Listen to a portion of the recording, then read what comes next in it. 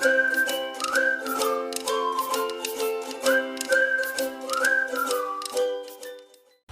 teman-teman, perkenalkan kami dari kelompok 4. Nah, di sini kami akan membahas mengenai tes kelompok. Jadi tidak berlama-lama lagi, langsung saja kita mulai ke pembahasannya. Oke, namanya aja sudah dari tes kelompok. Berarti tes kelompok itu pengetesan yang diberikan kepada satu orang lebih. Bisa 2, 3, atau bahkan sampai puluhan peserta. Nah, apa sih yang menjadi membedakan tes kelompok dengan tes individu? Kita masuk ke perbedaan khusus dalam rancangan tes. Tes kelompok itu harus berbeda dari tes individu dalam hal bentuk ataupun dalam bentuk susunan butir-butiran soal yang diberikan.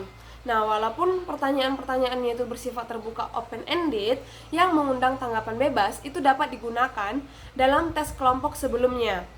Perubahan ini jelas dituntut demi keseragaman dan objektivitas pada saat scoring. Nah, perbedaan pokok lain antara tes kelompok dan tes individu itu adalah dalam hal kontrol atas kesulitan soalnya.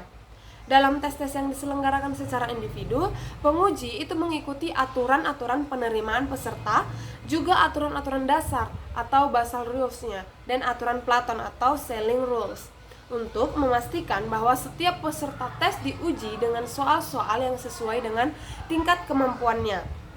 Dalam tes-tes kelompok, itu soal-soal diisi dengan isi itu yang sama, diatur sesuai dengan tingkatan kesulitan dalam tes yang diukur secara terpisah berdasarkan waktunya. Organisasi soal ini memberikan kepada masing-masing peserta tes peluang untuk mencoba setiap jenis soal. Nah, seperti contohnya itu ada tes kosakata, ada tes aritmatik, dan tes daya bayang ruang atau spatial. Dan untuk menyelesaikan soal-soalnya yang lebih mudah dari masing-masing jenis tes sebelum mencoba soal-soal yang lebih sulit, yang barangkali itu menuntut banyak waktu. Nah, satu kesulitan praktis yang biasanya dihadapi oleh tes yang dibuat terpisah itu adalah bahwa pengujinya yang kurang berpengalaman atau kurang cermat melakukan kesalahan penghitungan dalam waktu.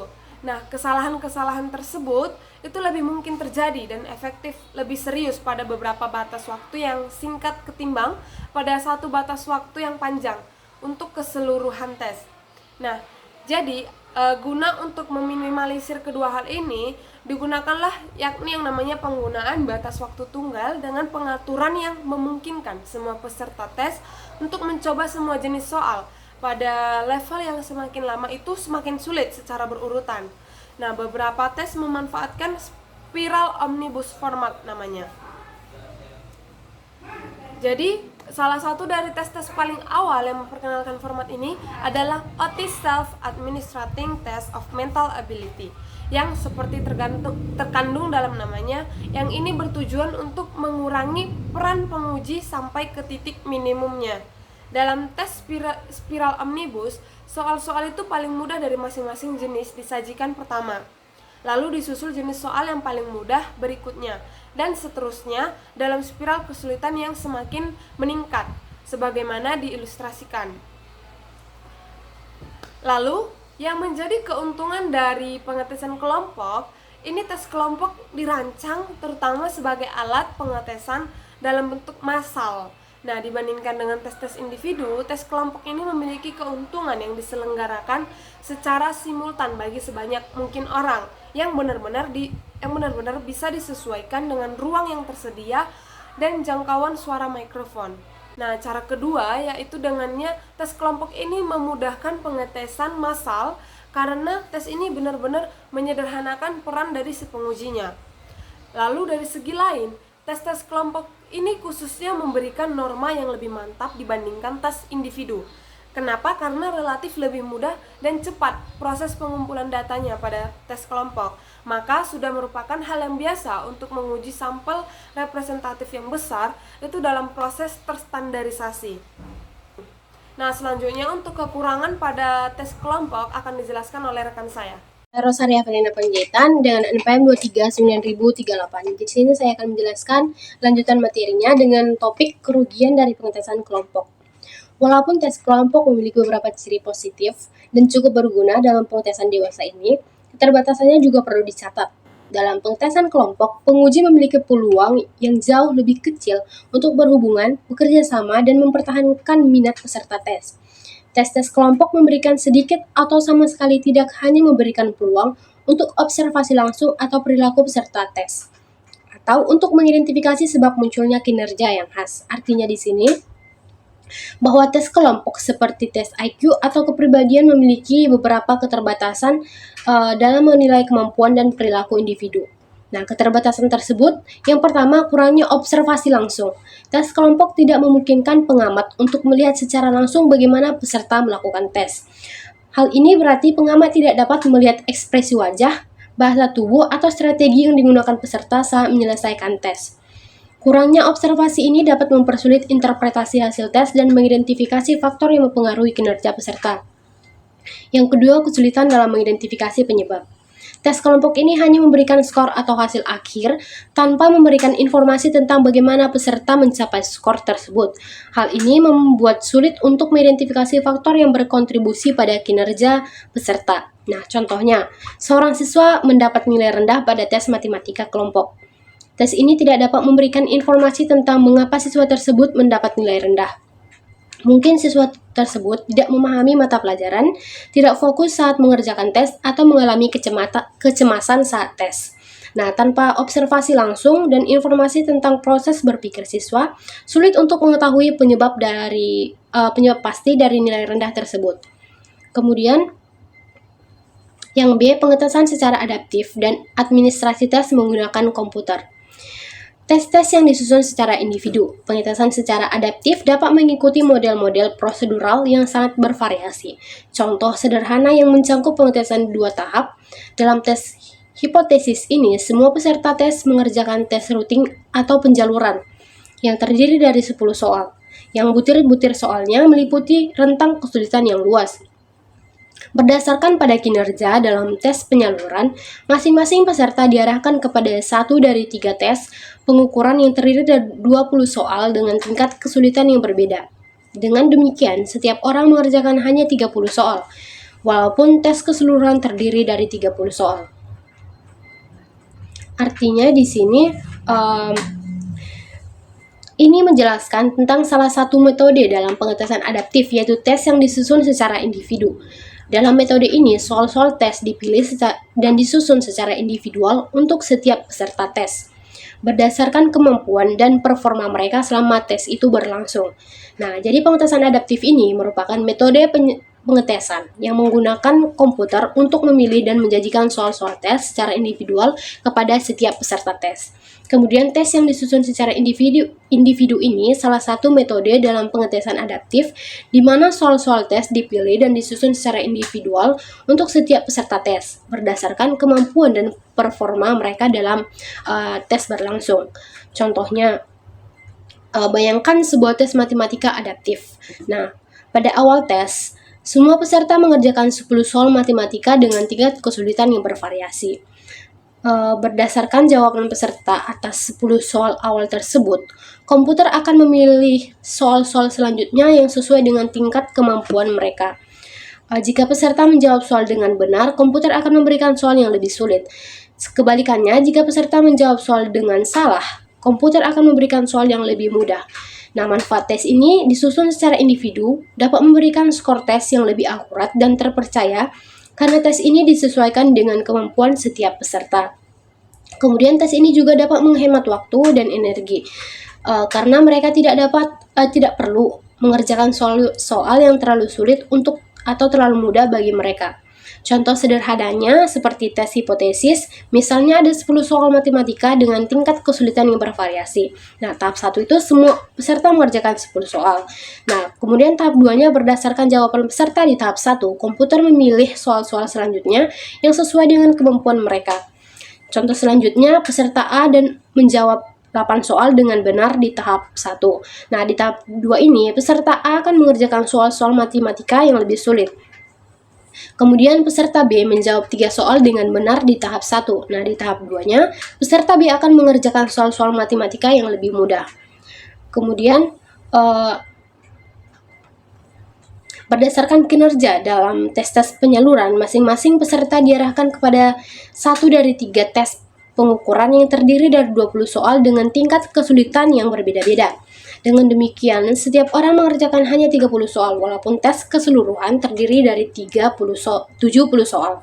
Nah, ini menjelaskan tentang sistem pengetesan yang menggunakan tes penyaluran dengan tes pengukuran. Sistem ini bertujuan untuk menghemat waktu dan energi peserta tes, serta memberikan skor tes yang lebih akurat. Jadi, tes penyaluran ini merupakan tes singkat yang digunakan untuk mengukur kemampuan awal peserta tes. Hasil tes penyaluran ini digunakan untuk mengarahkan peserta ke salah satu 3 tes pengukuran dengan tingkat kesulitan yang berbeda-beda. Tes pengukuran merupakan tes utama yang terdiri dari 20 soal dengan tingkat kesulitan yang berbeda-beda. Kemudian, sistem pengetesan. Yang pertama, setiap peserta mengerjakan tes penyaluran terlebih dahulu. Kemudian, berdasarkan hasil penyalurannya itu, peserta diarahkan ke salah satu dari 3 pengukuran. Tes pengukuran yang pertama untuk peserta dengan kemampuan rendah. Tes pengukuran kedua untuk peserta dengan kemampuan sedang. Tes pengukuran 3 untuk peserta dengan kemampuan tinggi. Peserta yang hanya mengerjakan 20 soal dalam tes pengukuran yang sesuai dengan kemampuan mereka.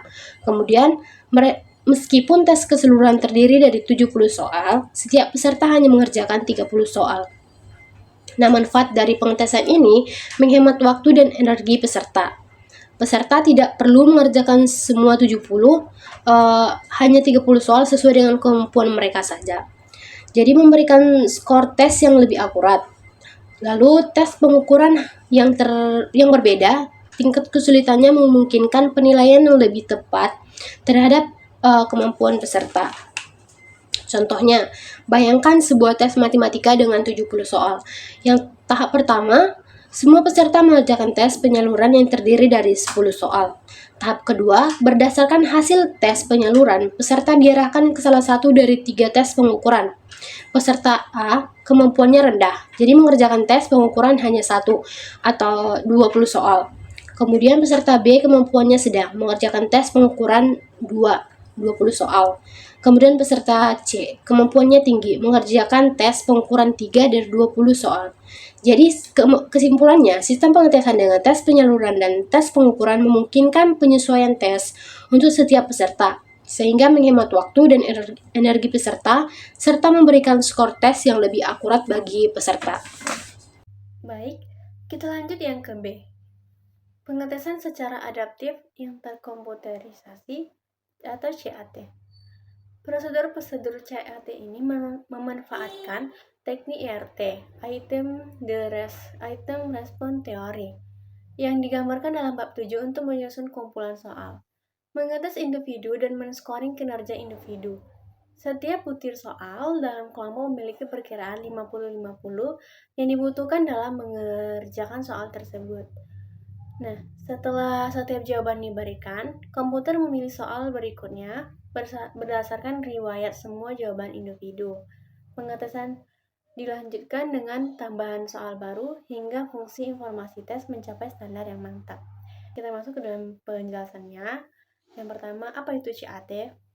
CAT adalah bentuk ujian di mana komputer secara cerdas memilih soal berdasarkan respon individu peserta. Ini berbeda dengan ujian kertas konvensional, di mana semua peserta mengerjakan soal yang sama. Tujuan utama tes CAT ini mengukur kemampuan atau pengetahuan peserta dengan efisien dan akurat. Bagaimana cara kerja CAT? Yang pertama, komputer menyusun kumpulan soal awal yang mencakup berbagai tingkat kesulitan. Setelah peserta menjawab pertanyaan pertama, komputer menilai respon dan memilih soal berikutnya berdasarkan hasil sebelumnya. Nah, jika peserta menjawab benar, komputer akan memberikan soal yang lebih sulit. Jika salah, komputer memberikan soal yang lebih mudah. Proses ini berlanjut hingga komputer mengumpulkan informasi yang cukup untuk mengukur kemampuan peserta secara akurat. Kita bisa ambil contoh misalnya ada seorang psikolog bernama Riddle. Oke. Nah, si Riddle ini memiliki pasien dan ingin melakukan konseling ya dengan melakukan tes yang dilakukan adalah untuk mengukur tingkat kecemasan pasiennya. Nah, Lalu si Riddle ini, psikolog yang bernama Riddle ini menggunakan tes CAT. Nah, si Riddle ini memberikan serangkaian pertanyaan tentang gejala kecemasan. Nah, jika pasien si Riddle ini memberikan respon dengan gejala yang lebih parah, komputer akan memberikan pertanyaan lebih mendalam tentang kecemasan. Jika pasien si Riddle ini merespon dengan gejala yang lebih ringan, komputer akan memberikan pertanyaan yang lebih dasar. Akhirnya, si Riddle, psikolog yang bernama Riddle ini memiliki gambaran yang akurat tentang kecemasan pasien, tanpa harus memberikan seluruh kumpulan soalnya. Kita lanjut.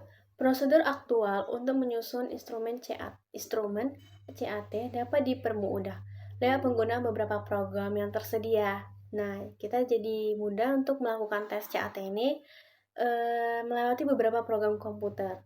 Ya, seperti Micro CAT, itu adalah yang didistribusikan oleh Assessment System Corporation.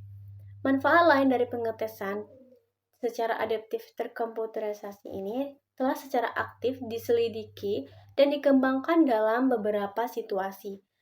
Nah, kita dapat mengaplikasikan tes ini dalam seleksi personal berskala besar dan program klasifikasi dalam industri, pemerintah, dan dinas militer. Jadi, tes ini juga dapat dilakukan dalam seperti tes-tes seperti kedinasan polisi atau IPDN, seperti itu. Kita lanjut ke kumpulan tes multilevel. A. Tinjauan. Berbeda dari tes individu dan tes adaptif terkomputerisasi. Tes dalam kelompok tradisional menggunakan soal yang sama untuk semua peserta tes. Tes ini cocok untuk rentang kesulitan yang terbatas dan dirancang untuk usia, tahap, atau tingkat kemampuan tertentu. Seri-seri dari kumpulan tes multilevel ini dibuat untuk memberikan ukuran perkembangan intelektual yang sebanding. Nama atau istilah dari kumpulan tes juga menarik. Istilah-istilah seperti intelijensi, kemampuan umum, kemampuan mental, kemampuan akademik, dan kemampuan bersekolah digunakan untuk menetapkan hakiki jenis tes yang sama. Perubahan ini mencerminkan pengakuan yang berkembang bahwa istilah intelijensi telah mendapat arti yang banyak menyimpang, yang mungkin mengarah ke salah penafsiran dari atau atas skor tesnya. Kita dapat mengambil kesimpulan dari tujuan tes multilevel ini, yaitu memberikan pengukuran perkembangan intelektual yang sebanding.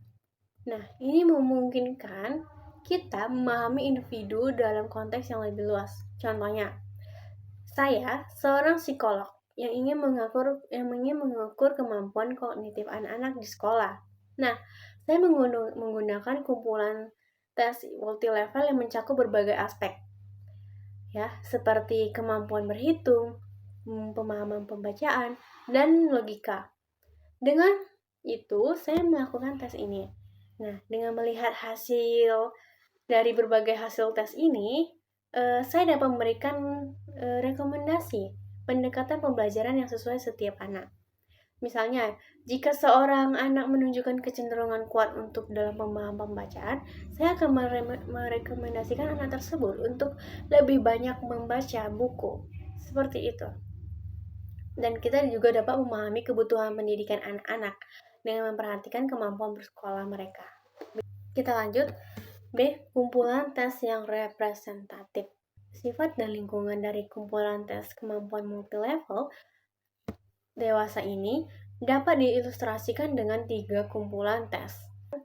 Kumpulan tes ini dipilih berdasarkan yang pertama ada resensi positif dari revisi terakhir. Baru ada mutu tinggi dalam prosedur konstruksi tes. Dan yang ketiga, ukuran dan kepresentatifan sampel buku. Jadi maksudnya ini bahwa kumpulan tes ini dipilih karena telah melewati proses peninjauan positif. Jadi yang dibuat dengan standar yang tinggi dan mencakup tadi katanya di situ mencakup sampel yang mewakili yang lebih luas. Jadi maksudnya di sini, yang pertama, resensi positif dan mutu tinggi. Jadi maksudnya di sini, kumpulan tes ini dipilih berdasarkan resensi positif dan revisi terakhir dan mutu tinggi dalam prosedur konstruksi tes. Ini berarti tes-tes telah diakui para ahli, dianggap valid dan andal. Baru ada ukuran dan kerepresentatifan sampel baku. Ini maksudnya tes diuji pada sampel baku yang mencakup beragam individu. Contohnya, jika kita ingin mengukur kemampuan matematika mahasiswa di suatu negara, kita akan memastikan sampel baku yang mencakup mahasiswa berbagai latar belakang dan tingkat kemampuan. Baru kita lanjut. Ada sifat lain yang bernilai dari kumpulan tes ini, yaitu masing-masing dibakukan secara bersamaan dengan satu atau dua kumpulan tes multilevel dari tes-tes prestasi pendidikan untuk tingkatan yang sama dengan menjalankan kedua jenis instrumen pada sampel-sampel buku yang sama, tentu saja untuk menetapkan hubungan antara untuk perangkat skor. Akibatnya, dua instrumen dapat digunakan secara patungan untuk menjelaskan perkembangan pendidikan siswa dan kondisi yang memengaruhinya. Jadi kan katanya dibakukan dengan bersamaan. Jadi kumpulan tes ini dibakukan bersamaan dengan tes prestasi pendidikan yang sebanding. Maksudnya tuh kita bisa ambil misalnya contoh, kita dapat menjalankan tes intelektual dan tes prestasi matematika pada siswa yang sama. Dengan demikian, kita dapat memahami hubungan antara kemampuan intelektual dan hasil belajar siswanya. Ini berarti kedua jenis tes ini dijalankan dengan orang yang sama. Kita bisa lihat bagaimana hasilnya berhubungan dengan satu sama lain. Seperti itu. Oke, saya akan melanjutkannya. Masuk pada bagian C, isi yang umum pada level yang berbeda. Usia paling muda yang dianggap sudah layak untuk menggunakan tes kelompok adalah level taman kanak-kanak dan sampai kelas 1, anak-anak kelas 1 dengan tipe soal-soal oral. Jadi yang sudah bisa menggunakan tes dalam berkelompok ini adalah mulai dari taman kanak-kanak, terus juga kelas 1, tapi dengan tipe tes dari oral, yaitu dari menggunakan mulut ke mulut, seperti hampir mirip kayak tes wawancara tanya jawab gitu. Terus pada usia 5-6 tahun telah dimungkinkan untuk menyelenggarakan tes secara berkelompok, namun dengan menggunakan kelompok-kelompok kecil dengan jumlah anak tidak lebih dari 10 atau 15 orang. Jadi pada usia 5-6 tahun sudah bisa menggunakan kelompok. Jadi kelompok ini bisa dibilang belum kelompok besar, masih kelompok kecil karena hanya berkisar 10-15 orang saja. Terus untuk pelajar sekolah menengah di level tinggi, dari kumpulan tes multi level tidak jauh dari tingkat sekolah dasar, hanya berbeda pada tingkat kesulitan. Jadi untuk level sekolah menengah itu tidak jauh beda dengan tingkat SD, hanya saja tingkat kesulitannya, tingkat kesulitan cara pengerjaannya. Mungkin penalarannya mungkin lebih disesuaikan dengan tingkat pemikiran anak usia pada sekolah menengah. Jadi pada level ini diilustrasikan oleh butir-butir soal level paling tinggi dari tes keterampilan kognitif. Dalam tes ini biasanya digunakan Test of Cognitive Skill atau disebut TCS-2. Nah,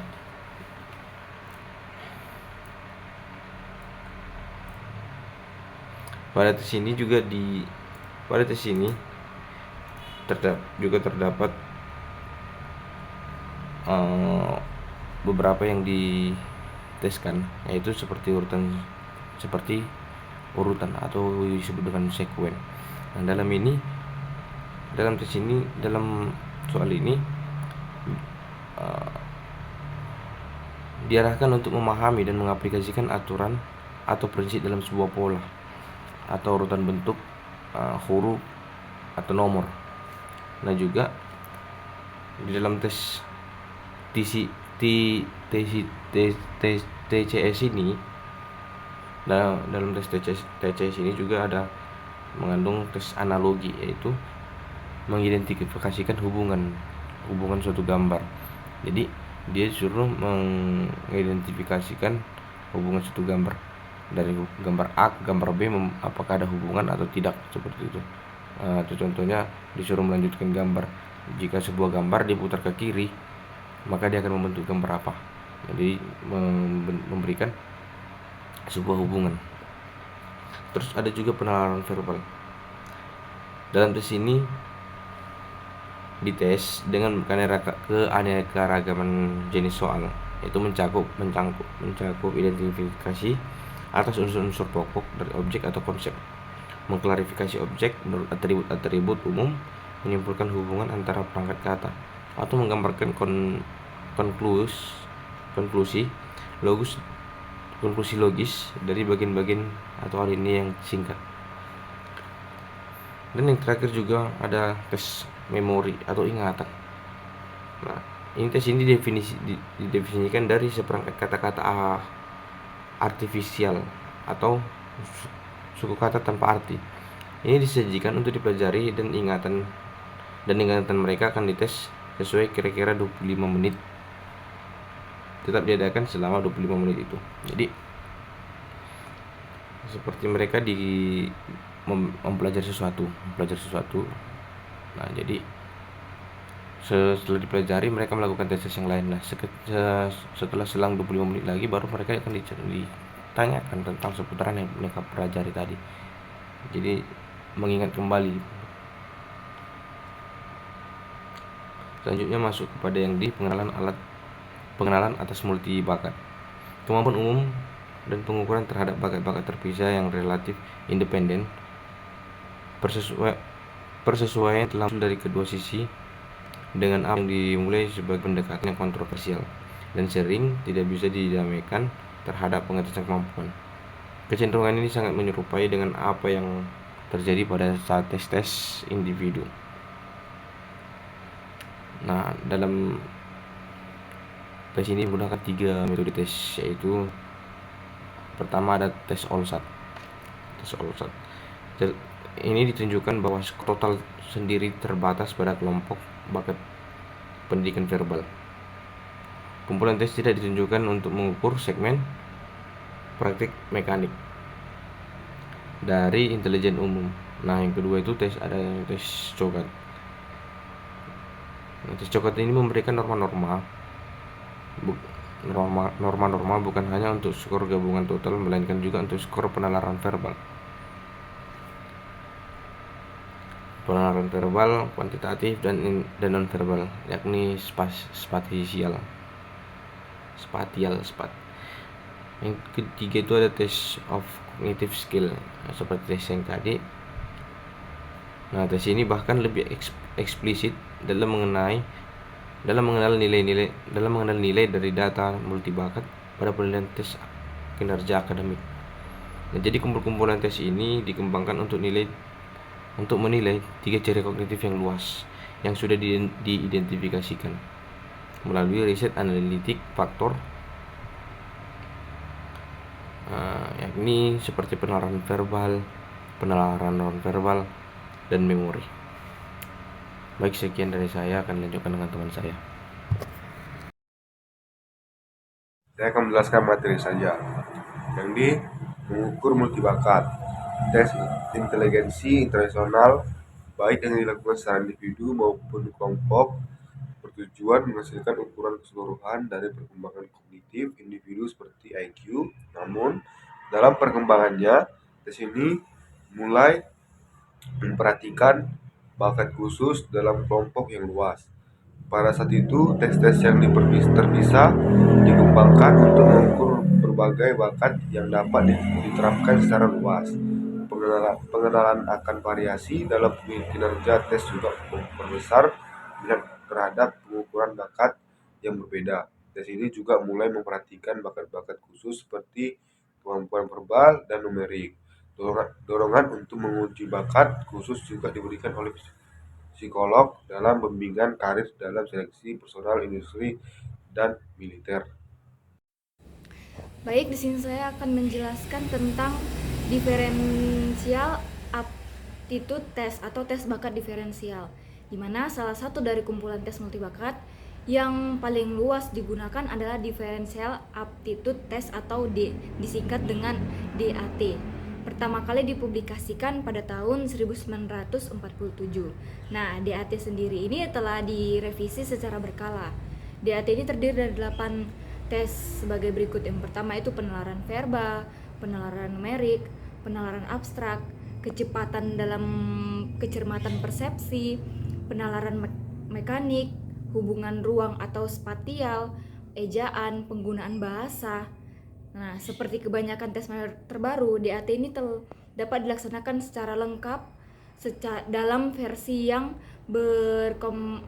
berkomputerisasi. Nah, selanjutnya yaitu perkembangan terbaru yang sekarang sedang diteliti adalah bentuk pengetesan secara adaptif terkomputerisasi atau CAT, yaitu Computerized Adaptive Testing, dan DAT adaptif yang tersedia sejak tahun 1987. Nah, sebuah tes praktis yang meliputi ke-8 bidang ini tuh seluruhnya tersedia untuk digunakan bagi para peserta tes. Nah, ada juga bentuk-bentuk khusus seperti differential aptitude test for personal and career assessment atau dengan kata lain tes bakat diferensial untuk penilaian pribadi dan karakter, di mana masing-masing dari 8 tes ini telah diringkas dan dicetak dalam brosur tersendiri. Dengan bentuk ini, tes-tes khusus dapat dipilih agar sesuai dengan pekerjaan tertentu dan dapat digunakan secara tunggal. Seperti dalam pengetesan adaptif, peserta tes hanya mengerjakan butir-butir soal yang sesuai dengan level kinerjanya. Untuk versi CAT-nya ini, butir-butir soal yang digunakan adalah dari sebuah DAT sebelumnya atau dan sudah dianalisis oleh model RAS, model teori jawaban soal satu parameter yang disederhanakan. Nah, selanjutnya itu hasil yang berhubungan dengan prediksi diferensial tidak terlalu menggembirakan.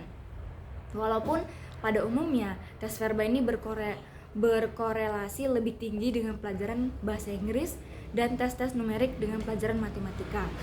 Ada petunjuk tentu tentang faktor lebih umum yang melandasi kinerja dalam semua pekerjaan akademik.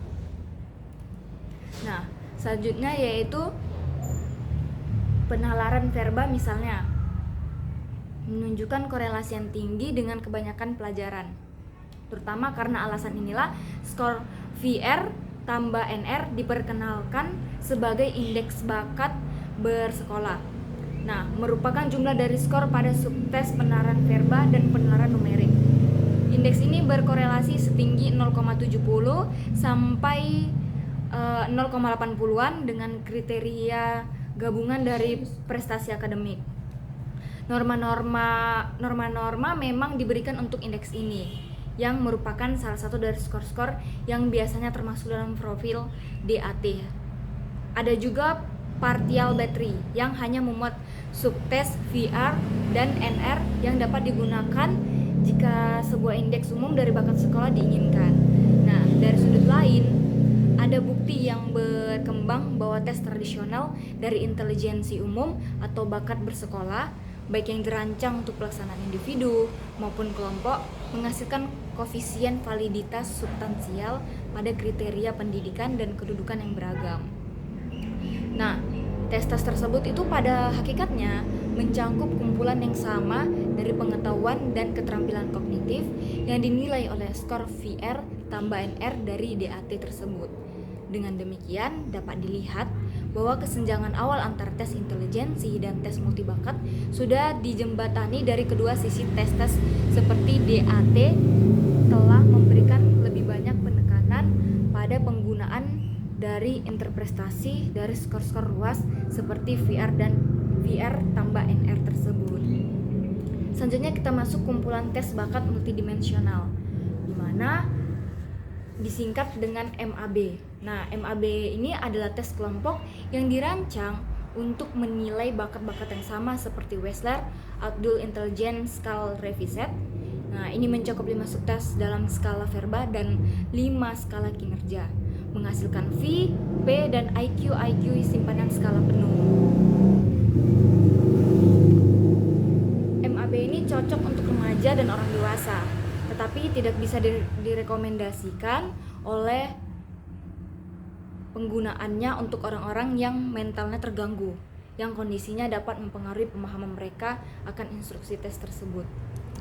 Selanjutnya yaitu 10 subtes yang memiliki nama yang sama, seperti subtes WSR yang berhubungan atau dengan satu kekecualian terdaftar. Yang pertama yaitu verbalnya informasi dengan kinerja simbol digit. Yang kedua itu komprehensi dengan kinerjanya perlengkapan gambar. Terus yang ketiga yaitu verbanya aritmatika dengan kinerja ruang. Yang keempat yaitu verbanya keserupaan dengan kinerja pengaturan gambar. Lalu yang kelima yaitu verbanya kosakata dengan kinerja itu perakitan objek. Lalu selanjutnya yaitu instruksi-instruksi umum dan khusus untuk masing-masing subtes ini diberikan dalam buku manual. Semua ini dapat disajikan secara lisan pada sebuah kaset audio atau pada komputer. Nah, jawaban ini dicatat pada lembar jawaban terpisah atau pada sebuah komputer. Nah, scoring dari hasil ini tuh dilakukan secara manual dari kunci jawaban atau oleh komputer, seperti halnya satu dari pilih-pilihan yang ada. Nah, secara keseluruhan, prosedur psikometrik yang diikuti dalam pengembangan MAB ini merupakan mutu berteknik tinggi, dan setiap langkah didukung oleh riset yang luas selama lebih dari 1 dasawarsa. Satu ciri yang patut dicatat dari MAB ini adalah hubungan empirisnya dengan WSR. Nah, selanjutnya yaitu pertama-tama diperlihatkan bahwa setiap sub MAB itu juga skor total VP dan skala penuh berkorelasi sangat erat dengan skor yang berhubungan dengan WSR dalam sampel yang heterogen dari 145 remaja dan orang dewasa. Sesungguhnya korelasi-korelasi ini sama tinggi dengan korelasi antara skor-skor WS dan WSR, atau lebih tinggi dengan keduanya kecuali kekecualian atau digit simbol dan block design. Perlu dicatat bahwa korelasi-korelasi ini diperoleh meskipun ada kenyataan bahwa semua bulir soal MAB adalah baru. Tidak ada butir-butir soal yang umum antara dua skala ini. Nah, penyamaan atau equating linear dari skor-skor MAB ini dengan skor WSR selanjutnya dikenakan pada sampel-sampel penyamaan heterogen dari 160 responden. Nah, ini berusia 16 sampai 35 tahun yang telah mengikuti kedua tes. Pernyataan pertama-tama pada sampel siswa dan sampel pasien psikiatri memberi kesan bahwa penerapan atau kalibrasi tersebut dapat digeneralisasikan atas sampel-sampel yang berbeda dari para peserta tes. Nah, prosedur-prosedur kalibrasi ini menawarkan satu cara yang menjanjikan untuk menyatakan skor pada tes-tes yang baru dikembangkan. Dilihat dari segi skala beragam berdasarkan pada data yang tersedia dari sebuah sampel baku representatif yang luas. Nah, dari segi lain, kumpulan tes ini menunjukkan secara jelas kecenderungan dewasa ini ke arah skor hierarki. Kumpulan tes ini memberikan sepenuhnya skor-skor yang dapat dipresentasikan pada level 10 subtes. Nah, pada level verba dan komprehensasi yang lebih luas dan dengan skor total keseluruhan untuk kumpulan tes yang komplit dan inkomplit. Dengan demikian, penggunaan tes akan lebih luas dalam memilih level skor yang tepat untuk tujuan pengetesan. Nah, khususnya ini yang tampaknya mewarnai pengetesan kemampuan dalam abad ke-21. Demikianlah penjelasan saya tentang tes bakat diferensial dan kumpulan tes bakat multidimensional. Semoga bermanfaat, dan jika ada kesalahan dimohon maafkan. Terima kasih.